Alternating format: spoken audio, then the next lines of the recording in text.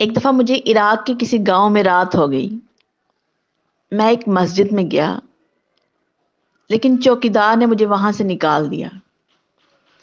میں مسجد سے باہر فرش پر سو گیا.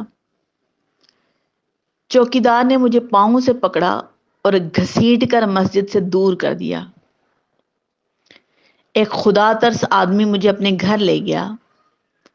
وہ شخص چلتے پھرتے اٹھتے بیٹھتے ہر وقت استغفار پڑھتا تھا. صبح ہوئی تو میں نے اس شخص سے پوچھا کہ کیا آپ کو استغفار پڑھنے کا کوئی فائدہ بھی ہوا ہے؟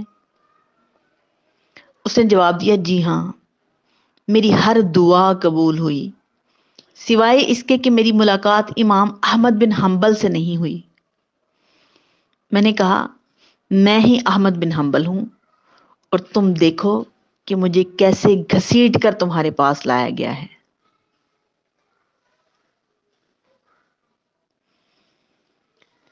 تقدیر الہی کے نوشتے بھی وہی ہیں، اللہ بھی وہی، اس کے فرشتے بھی وہی ہیں.